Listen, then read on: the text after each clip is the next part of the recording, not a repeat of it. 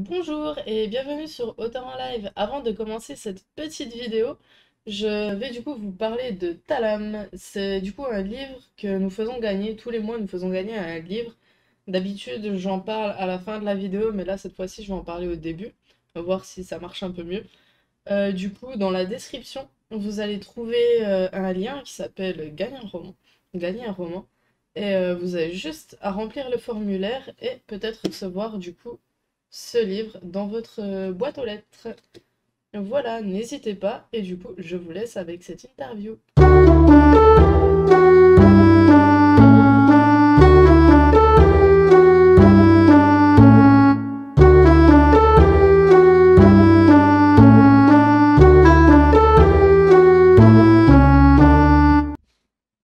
Bonjour à tous et bienvenue sur Auteur en live. Donc ce soir, c'est une auteure québécoise que nous allons écouter qui se nomme Natacha Veilleux. Donc Natacha, je te laisse te présenter. Bonjour ou bonsoir à tous. Alors, je me présente, je m'appelle Natacha Veilleux.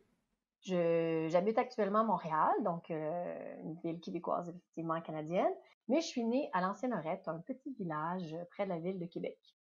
Et ben, j'ai aussi des origines beauceronnes, donc on pourra en reparler tout à l'heure parce que mon œuvre parle un peu de ça, mais donc voilà, je suis enracinée en terre québécoise, mais il y a une partie du cœur qui est en terre française parce que j'ai marié un Français. Et j'ai beaucoup d'amis en France, la belle famille, donc voilà. Alors, femme du monde, mais d'origine québécoise. Et du coup, depuis combien de temps écris-tu? Combien de temps j'écris? Je pense que les premières fois, ça remonte autour de quand j'avais 6 7 ans. J'ai retrouvé une antiquité que je voulais vous montrer, qui était ceci. Ceci est le premier livre que j'ai écrit quand j'étais en première année au Québec, donc environ 6 7 ans. Ça s'appelait Annie et le Pierrot. Et j'ai vraiment bien rigolé cette année parce que j'ai retrouvé ça dans les boîtes de chez mes parents.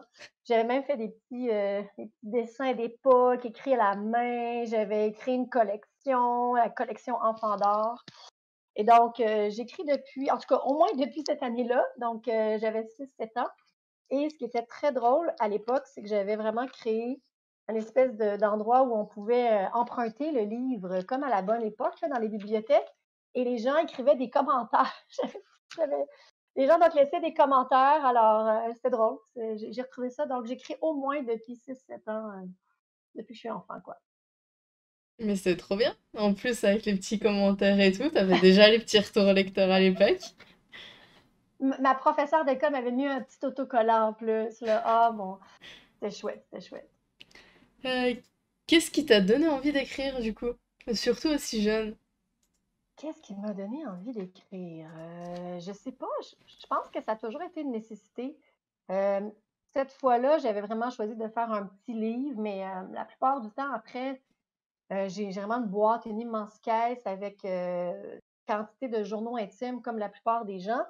J'ai pas écrit naturellement tous les jours, tu sais, j'étais pas quelqu'un qui écrivait de façon régulière, mais comme j'ai eu la chance de voyager dans plusieurs pays du monde, en fait dans 25 pays du monde, j'amenais toujours mon journal pour pouvoir témoigner de ce que je voyais, les descriptions, la vie des gens, les aventures. Donc, c'est toujours été un peu pour moi l'écriture un témoin, un témoin de notre époque, un témoin de l'histoire.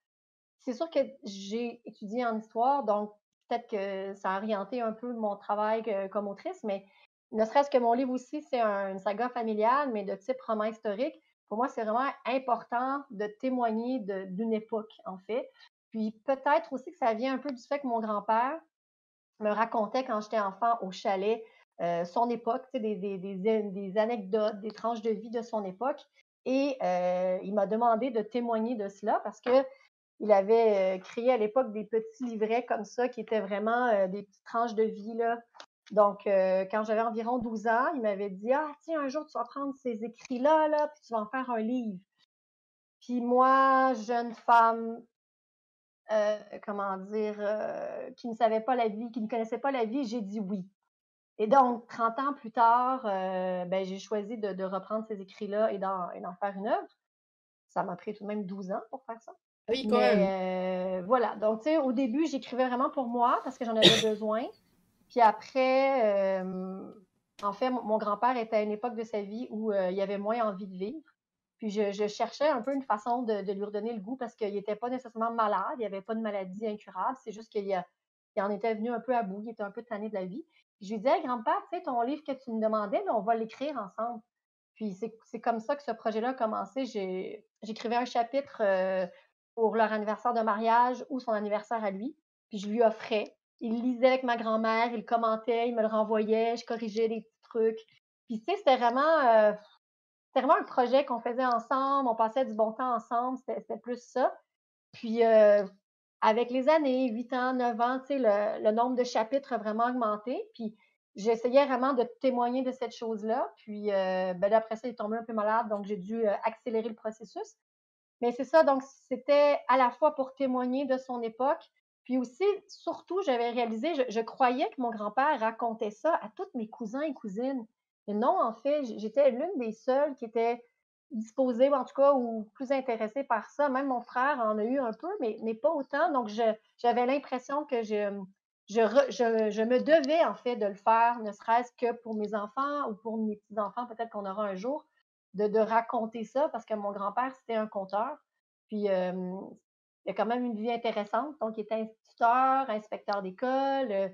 Il a eu des charges ou des aventures assez intéressantes. Donc, c'est ça. Je sentais que j'avais le devoir, en fait, d'amener ça, ces histoires à lui plus loin.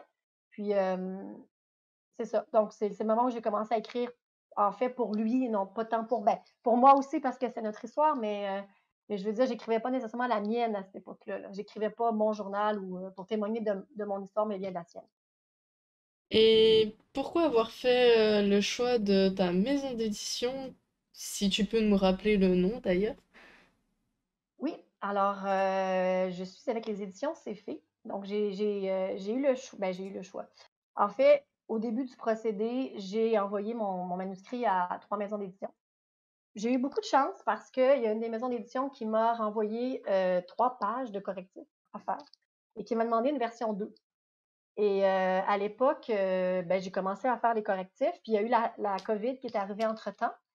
Puis, durant la COVID, moi, bon, au Québec, il y avait, des problématiques avec les CHSLD, donc les maisons où sont, je pense que c'est les EHPAD en France, les maisons où les personnes âgées sont, en résidence. Mon grand-père était là et les gens mouraient vraiment en grande quantité. C'était vraiment une catastrophe. Et moi, à Montréal, tu sais, je suis pas infirmière. Je me disais: «Qu'est-ce que moi je peux faire? Je peux pas aller aider les gens là-bas, je suis pas infirmière, qu'est-ce que je peux faire?» Puis je me suis dit: «Ben, il y avait une espèce de morosité sur les réseaux sociaux, les gens étaient super tristes». Alors je me suis dit: «Je vais commencer à témoigner de ce que vit mon grand-père», parce que clairement je peux pas aller le sauver, je peux pas aller l'aider, ni lui, sa génération, mais je vais témoigner de leur force de caractère, de leur résilience en racontant son histoire. Alors, ce que j'ai fait, c'est que j'ai commencé à mettre sur internet un chapitre par jour, jusqu'à son anniversaire. Tu sais, je m'étais dit: «Je vais en mettre, je sais pas moi, une dizaine, quoi». Puis là, il y a des gens qui ont commencé à suivre le projet, de la famille, des amis. On était comme une centaine. Puis à un moment donné, il y a une journaliste, Mylène Moisan, qui a pris le projet et qui a écrit un super bel article, dans Le Soleil, qui est un journal de Québec. Et là, il y a eu comme 2 500 personnes qui se sont mis à suivre l'aventure numérique. Là, je commençais à avoir des commandes de livres papier de France, du Québec, mais d'un livre papier qui n'existait pas, quoi. Oui? Donc là, je me suis dit, ben là, à cette époque-là, mon grand-père n'avait pas attrapé la COVID, il était bien. Alors, je me suis dit, ben, j'ai vraiment pas le choix. Si je veux le sortir assez rapidement pour qu'il le voie, il faut que je le fasse par moi-même parce qu'avec une maison d'édition, toujours à peu près 1 an de correctif, puis mes amis qui devaient sortir leur roman au même moment, tout le monde avait été décalé d'une année. Donc les sorties pour Oui, 2020 ont avec été le décalées à Covid et tout ça, 2021. ça a pris Pardon? beaucoup de temps. Avec le Covid et tout ça, c'est vrai que ça a pris Oui, beaucoup de temps et tout. c'est ça. Donc j'ai pris le projet et je me suis dit: «Ben, je vais le porter, je vais le faire» parce que je voulais absolument qu'il le voie. Donc j'ai trouvé, un réviseur d'une grande maison d'édition que j'ai embauché, j'ai trouvé une illustratrice, qui est en fait la conjointe de ma cousine qui est très talentueuse, qui fait des dessins pour Souris Mini, donc qui s'appelle, Annabelle Zouabi. Et donc avec ma cousine Laurie, Veilleux, ils ont porté le projet là de faire tout ce qui est la mise en page, puis, l'infographie. Puis, sincèrement, je pensais le finir avant que mon grand-père décède, mais malheureusement, la COVID est arrivée dans son CHSLD, il l'a attrapé et il est pas mort de la COVID, mais il est mort quelques semaines plus tard, en novembre 2020. Donc, il n'a pas pu voir la version finale, mais il avait quand même vu la version initiale qui était une espèce, je ne l'ai pas avec moi, là, mais qu'une espèce de gros document comme un annuaire de téléphone là, qui était immense. Je l'avais imprimé en police 17 pour qu'il puisse le lire avec ma grand-mère. Donc, il avait vu cette version-là. Et il avait su aussi que c'était toujours une œuvre unique initialement, ce projet.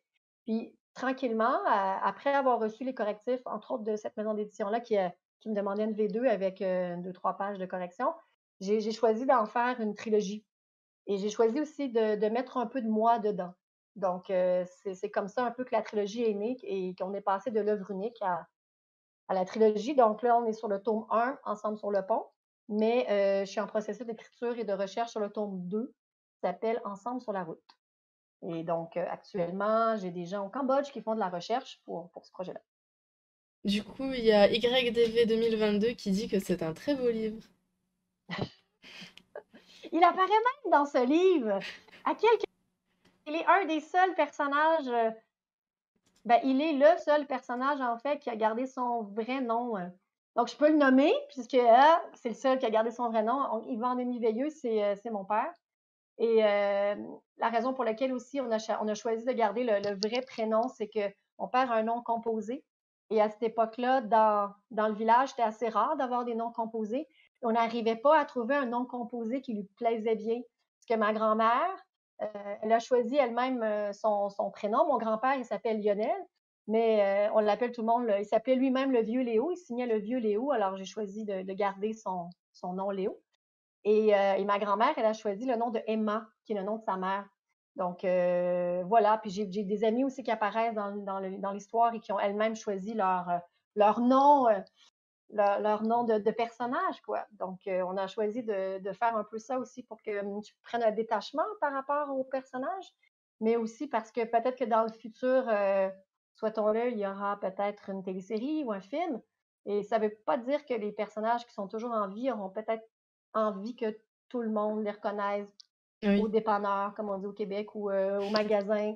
Donc, ça permet de garder une certaine identité, préserver l'identité des personnages qui survivent et qui existent toujours. Parce qu'il y en a quand même quelques-uns qui sont toujours en vie. Et du coup, bah je suis censée te demander de présenter un peu ton roman, mais tu l'as déjà pas mal fait, mais si t'as quelque chose à rajouter, n'hésite pas. Ben, juste dire que comme c'est une saga, puis elle couvre 80 ans, puis vraiment, on va couvrir 4 continents. Donc, ça commence à Montréal en 2014. Et donc, on est toujours en flashback avec la période historique. Donc, c'est la Beauce, la région de la Beauce québécoise. Il y a une région en France qui porte le nom de la Beauce également, mais ce n'est pas celle-ci. C'est vraiment la Beauce au Québec. Et donc, on est dans les années 38-45, donc la Deuxième Guerre mondiale. Et donc, ça, c'est le premier tome. Et on découvre donc l'histoire de Léo, un jeune instituteur qui a un amour impossible avec Emma, une opératrice, parce que tous les deux vivent d'un côté de la rivière Chaudière. Donc, la rivière Chaudière sépare la ville en deux. Il y en a un qui vit dans Beauceville-Est et l'autre qui habite dans Beauceville-Ouest. Et dans les années 40, malheureusement, ça ne se fait pas de marier quelqu'un de l'autre côté. Donc, c'est un peu une histoire à la Roméo et Juliette. Ben, Léo, il y a quand même beaucoup de... C'est quelqu'un qui, malgré les conventions, décide d'aller au bout de ses rêves. Donc, j'en dis pas plus, mais il y aura beaucoup d'obstacles. Mais si je suis là, clairement, c'est qu'il y a eu des réussites. Alors, Et est-ce que tu as des projets du coup pour 2022? oui, on a beaucoup de projets. Actuellement, je suis au Salon du livre de l'Outaouais, donc au Québec, pour le mois de février. Donc, les gens peuvent voir ça en ligne. Donc, c'est un mois qui est virtuel, malheureusement, étant donné les conditions sanitaires pour le Salon de l'Outaouais. Mais donc, ça, c'est ça. Présentement, je suis en train, comme je disais, de faire de la recherche, puis je suis en début d'écriture sur le tome 2, Ensemble sur la route, qui se passe principalement au Cambodge, mais également en France, au Tchad, en Algérie. Donc, la recherche sur la France, ça va très bien, mais c'est la recherche sur le Cambodge là, qu'on a plus des enjeux, on est là-dessus. Sinon, au Salon du livre de Québec qui se défile très bientôt, 6 au 10 avril, il y aura probablement une séance de dédicace où je serai présente. Et actuellement, on a un super concours Instagram. Donc, parce que ça va être c'est la Saint-Valentin la semaine prochaine. Donc, on a choisi, comme c'est une très belle histoire d'amour, de faire gagner un exemplaire. Ça s'adresse autant aux résidents canadiens que français. Alors, je vous invite, comment ça fonctionne, les règles, c'est simple. Vous me suivez sur Instagram, donc A commercial Natou, Natou, veilleux. Donc, vous allez voir le petit post. Il y a tous les détails et c'est très simple. Donc, vous devez me suivre, vous devez poster en story la petite campagne et inviter 2 de vos amis. Et vous m'envoyez une photo de tout ça. Le 13 février prochain, on va faire le tirage. Et ben, le livre sera envoyé par la poste. Donc, tous les résidents canadiens et français, c'est possible. Pour les gens d'ailleurs, c'est également possible. La seule chose, c'est que si vous gagnez, ben, l'envoi sera à vos frais. Mais pour les résidents canadiens et français, ce sera le petit paquet cadeau qui va partir pour vous avec une petite dédicace. D'accord. Voilà. Du coup, pour les personnes, si jamais vous trouvez, pour probablement Instagram, tu l'as probablement noté sur le formulaire. Du coup, vous retrouverez probablement tout ça en description de la vidéo YouTube qui sortira, que vous êtes sûrement en train de regarder. Euh, Et si tu as un conseil à donner aux personnes qui souhaitent se lancer, que ce soit dans l'écriture ou tout simplement se faire éditer, bah lequel ce serait? Quel ce serait? Bien, bien humblement, je pense que c'est d'être patient et patiente, puis d'aller au bout de son rêve. En fait, je pense qu'il faut avant tout écrire pour soi. Parce que c'est sûr que le processus d'écriture, les auteurs le disent tout le temps, c'est un processus qui est quand même ardu, solitaire. C'est Ça long. peut être pénible parfois, là, et très long. Surtout quand on écrit de la saga historique, ben, ça fait 12 ans, là, je veux dire, puis j'ai été longtemps toute seule devant mon ordinateur. Bien qu'à la fin, j'étais très chanceuse, j'ai eu beaucoup de commentaires de plein d'amis qui m'écrivaient, qui m'encourageaient, qui portaient le projet avec moi parce que des fois, ça peut être vraiment souffrant, là, même, je dirais, dans 12 notre ans corps et sur, dans notre cœur, là. 12 ans sur un seul projet, ça doit être tellement long. Oui, mais je tiens à dire que j'ai eu des enfants là-dedans, j'ai travaillé, tu sais, j'étais pas à temps Oui, plein, heureusement, là, tu sais, mais c'est sûr que il y a eu des mois où je voulais plus le voir, puis en fait, dans les derniers, je trouve que moi, ce que je trouve le plus dur, c'est les derniers correctifs, là. Quand on est oui, dans les derniers correctifs avec les coquilles et tout ça, les espaces, c'est beaucoup d'énergie, beaucoup de concentration. Donc, mais je dirais, c'est une aventure extraordinaire qui vaut vraiment la peine d'être vécue jusqu'au bout. Ne vous découragez pas, en fait, parce que moi, j'ai toujours, chaque personne porte un projet créatif. C'est pour ça aussi qu'aux éditions, c'est fait. Pour l'instant, là, il y a mon premier roman, mais je veux dire, on veut aussi se déployer vers des albums jeunesse, de l'essai, de la poésie. Donc, on est aussi ouvert à travailler avec d'autres auteurs, d'autres jeunes auteurs, autrices sont sur leur premier projet.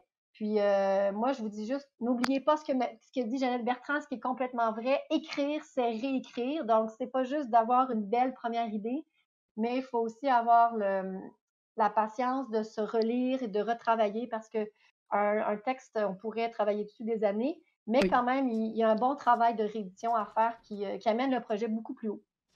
Que ce soit du point de vue littéraire, que ce soit du point de vue historique quand on fait de la saga historique, juste aussi dramatique, à travailler les personnages, les enjeux, tout ça. Puis moi, n'hésitez pas aussi à vous entourer de bonnes personnes. Tu sais, on a des amis, tout ça, mais on a certainement des gens qu'on peut connaître qui vont nous appuyer dans le projet, des réviseurs littéraires, des coachs, si des fois vous avez envie d'aller plus loin, parce que des gens, des fois, on bloque sur le syndrome de la page blanche ou on a un enjeu avec un personnage. Puis moi, je dirais, ce qui m'a beaucoup, beaucoup aidé, c'est les cercles d'auteurs. En fait, je le dis à la fin de mon roman, il y a un cercle d'auteurs avec qui j'ai travaillé pendant plusieurs années sur plusieurs projets, parce que j'écris aussi des scénarios de courts-métrages. Et donc, d'avoir un cercle d'auteurs qui nous lit, qui nous commente, c'est vraiment fantastique. Et de le faire aussi pour les autres, ça nous permet d'avancer dans ce processus littéraire-là. Donc, soyez patients, mais découragez-vous pas. Quand ça arrive, c'est fantastique. Et du coup, je propose que nous passions aux questions surprises.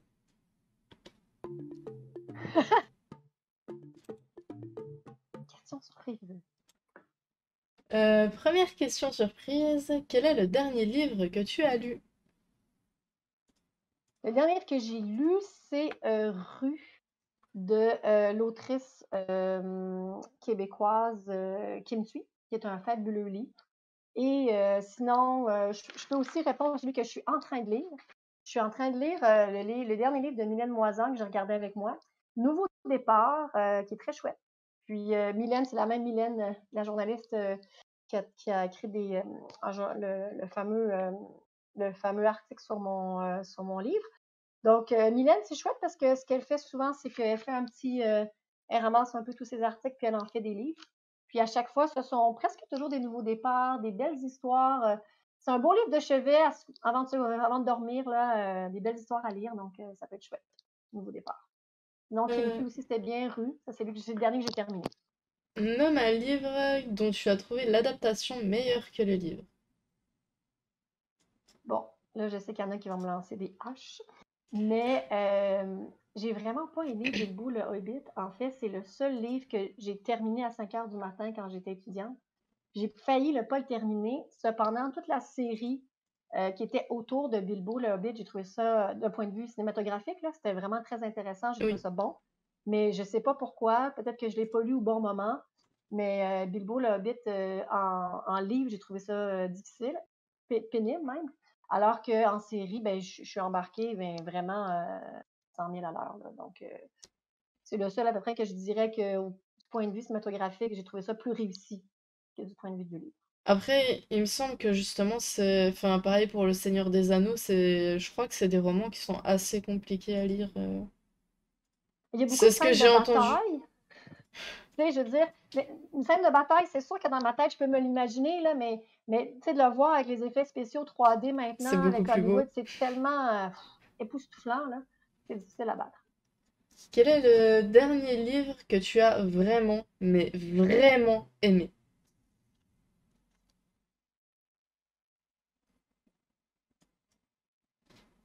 C'est une très bonne question. Vraiment, mais vraiment. Ben, des coups de cœur, là, vraiment, tu sais, que tu dis que.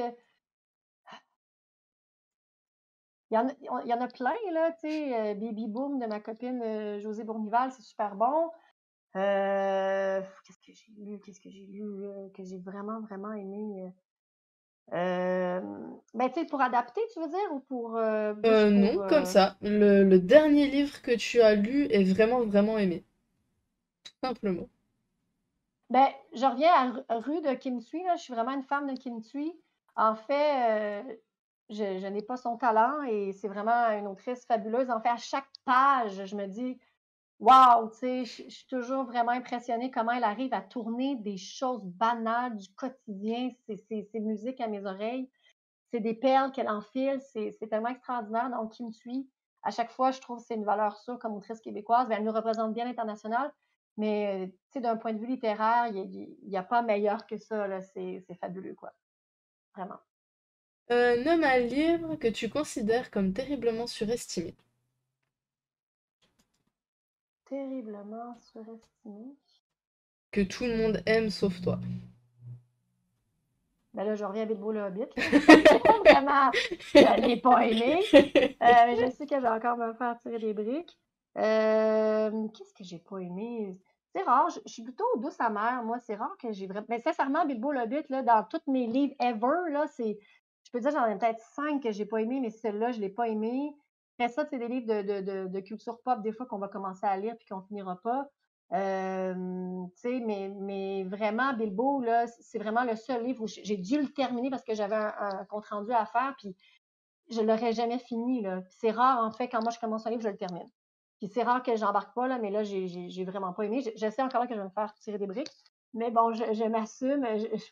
Autant Seigneur des Anneaux, c'est bon, autant Bilbo, j'ai pas aimé. Bon, je m'assume. Science-fiction ou fantasy et pourquoi? Fantasy, parce que j'embarque plus dans des univers parallèles. Science-fiction aussi, mais vraiment plus fantasy. J'aime bien, on est entre autres dans la nouvelle, quand on est dans une nouvelle régulière, puis que tout à coup, là, il se met à avoir du fantasy, c'est un peu déroutant. Ça j'aime bien. Ça, j'aime vraiment bien. Du coup, bah, nous en avons fini pour cette première partie. Donc, comme tu aimes bien la fantasy, ça tombe bien. Actuellement, il y a un roman de fantasy à gagner. Donc, n'hésitez pas, il y a pas tout... Enfin, si jamais vous êtes sur téléphone, En dessous, vous le trouverez pas. Je sais pas comment on fait pour le trouver. Mais du coup, si vous êtes sur ordinateur, en dessous, vous allez pouvoir trouver un lien pour, tout simplement vous inscrire pour gagner ce roman. Sur Twitch, sur YouTube, quoi qu'il arrive, c'est en description. Et voilà. Donc, c'est un roman c'est intitulé Talam de Audrey Marin-Pache. Et c'est de la fantaisie, n'hésitez pas à aller voir. Il y a une interview d'elle sur notre chaîne YouTube, si jamais vous voulez découvrir ce roman avant de tenter de le gagner. Voilà, merci à tous et à bientôt sur YouTube. N'hésitez pas à aimer cette vidéo si elle vous a plu, à vous abonner si vous aimez notre travail et à bientôt.